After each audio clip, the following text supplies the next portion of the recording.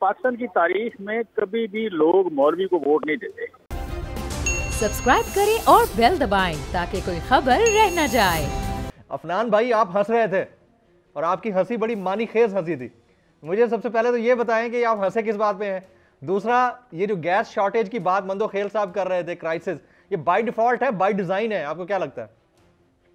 मैं वो हंस तो वो पकड़ू 11 वाली बात कर रहा था कि पकड़ के सबको मुसल्लत कर दिया, अब चलाया जा रहा। जो जहाँ तक गैस की बात है, वो बात ये है कि देखे खाली गैस का मसला नहीं है। आपको पता है पूरे पाकिस्तान के अंदर इस वक्त जो ऑयल रिफाइनरीज है, जो हमारी लोकल ऑयल रिफाइनरी, अटक रिफाइनरी हो गई, पाकिस्तान रिफाइनरी, नेशनल रिफाइनरी, ये बाइको, ये सारी रिफाइनरियां इस वक्त बंद हो रही है क्योंकि जो हर रिफाइनरी की एक फर्नेस भी होती है। फर्नेस जब वो अपना बाकी बनाते हैं पेट्रोल डीजल, जब वो तो फर्नेस बनाते, तो फर्नेस की स्टोरेज वो कर करके फर्नेस बिक नहीं रहा था, हुकूमत भी नहीं खरीद रही थी, तो उनको फिर अपनी रिफाइनरियां बंद करनी पड़ी क्योंकि ज़ाहिर अगर आपकी फर्नेस बाय प्रोडक्ट आप स्टोर नहीं कर सकते तो रिफाइनरी कैसे चलाओगे।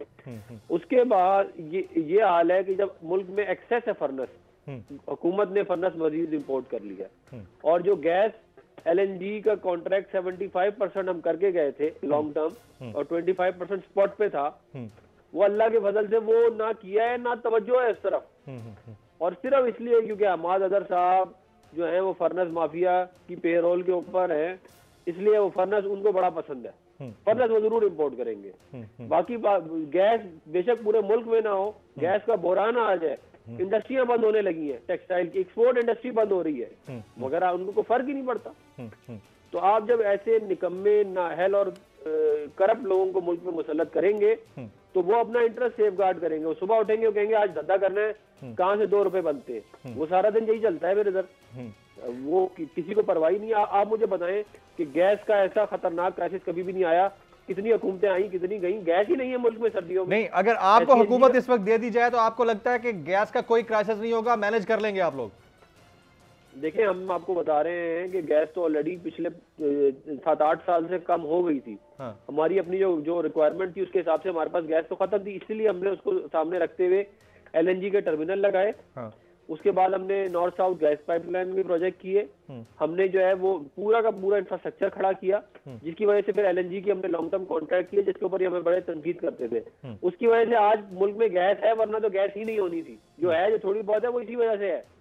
और उसके बाद इन्होंने, इन निकम्मों ने सिर्फ इतना करना था काम कि जो स्पॉट के ऊपर होती है ना बाइंग, यानी कि आपने देखना है कि आपकी कितनी रिक्वायरमेंट है, 75% लॉन्ग टर्म हो जाती है, 25% आप उसी वक्त खरीदते हैं। वो जो स्पॉट में बाइंग करनी थी वो की नहीं बाइंग। अब आप मुझे बताएं ना, ये पिछले हुकूमतों ने इनको कहा था कि ना खरीदो, मतलब ये इससे ज्यादा नाअहली और करप्शन क्या होगी कि मुल्क के अंदर लोग जलील हो रहे हैं गैस की वजह से। अपने MNAs और MPAs और वहां के जो लोग हैं उनके फोन्स नहीं उठा रहे हमाद अदर साहब। और उससे ज्यादा अनऑब्वियस बात यह है कि KPK के मामले के ऊपर, बल्दियाती इंतखाबात के ऊपर और पार्टी तंजीम का जो स्ट्रक्चर तहलील किया गया है उसके ऊपर बात करने के लिए तैयार नहीं, बाकी किसी भी टॉपिक के ऊपर बात कर लेंगे। मैं ये जलील जान साहब से पूछूं, जलील जान साहब, ऐसा आप लोगों ने क्या किया है KPK के अंदर कि किसी भी सॉफ्ट इमेज पॉलिटिकल पार्टी को लोग वोट डालने को तैयार नहीं थे, JUI को वोट डाला, और ऐसा क्या किया है कि PTI का कोई बंदा इस टॉपिक के ऊपर बात करने को तैयार नहीं है?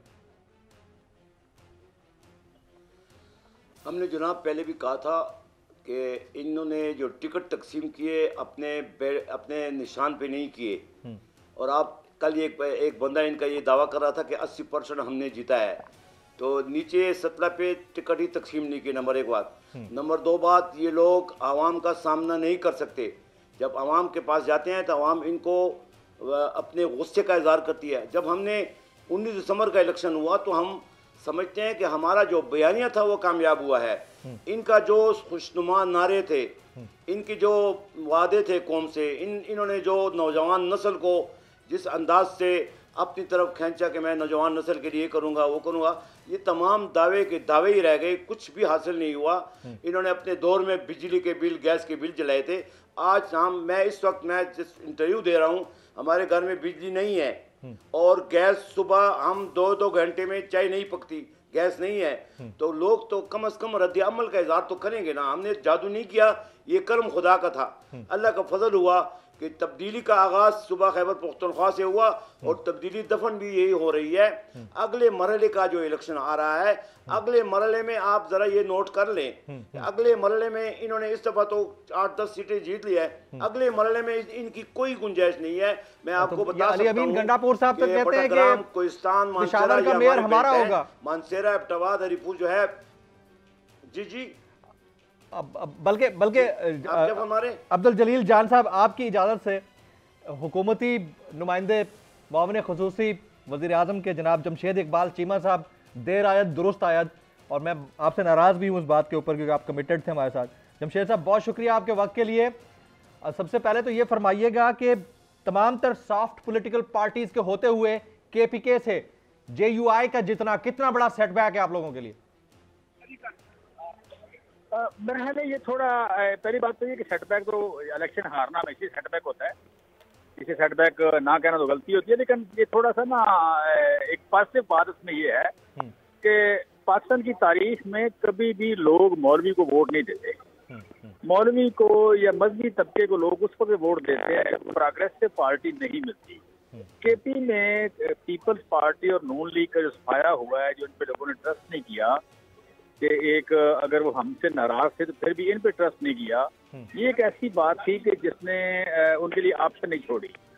तो वहाँ पे मैं समझता हूँ कि इन लोगों का नेटवर्क जो तो मस्जिद और मिंबर का जो नेटवर्क है ये परमानेंट होता है, मौजूद होता है। तो JUI का जो नेटवर्क था, JUI का जो नेटवर्क था वो किसी मस्जिद और मिंबर की वोट देते हैं, मजहबी लोगों को वोट मिलता है।